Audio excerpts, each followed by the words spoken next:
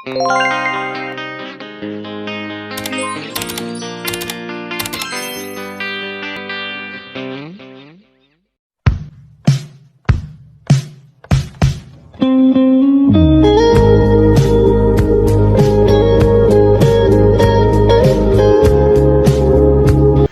yan guys. Welcome to my vlog. Hello.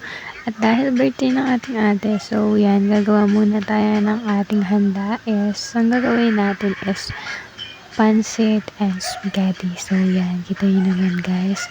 Halo-halo muna tayo for today's upang maluto nyo na maigi. Ang pancit nga natin is full of vegetables. So, ang next natin gagawin is ang cake. So, magbe-bake muna tayo dito.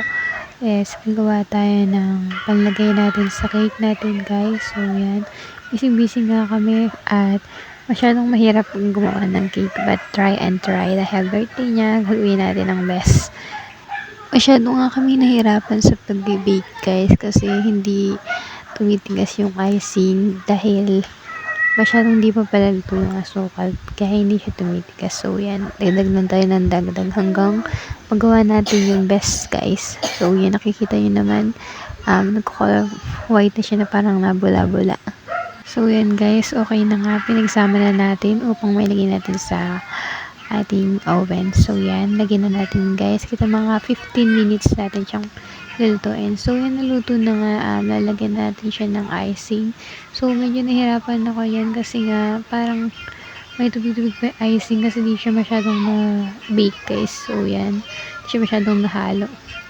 Yan, kailangan na natin i-flame para maging maganda yung pagkakaroon natin cake.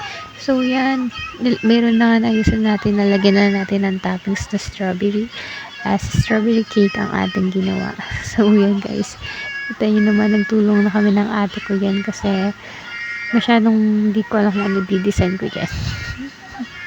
So yan, kita nyo naman diba, di pa na nabubuo ang cute na guys. So yan, pakita ko sa inyo pag nabuo na. So yan, hiwala ng hiwa yung ate ko is nagpipit-pit siya ng chocolate panglagay daw dyan sa cake. So yan, masyadong nahihirapan na tayo kaya lalagyan natin age ng ate natin, which is 28 guys. So yan, dahil mabait kaming kapatid, kaming gumagawa ng cake niya. So yan guys, yun talaga. And na, charan! Hanggang dito na lang guys, bye bye!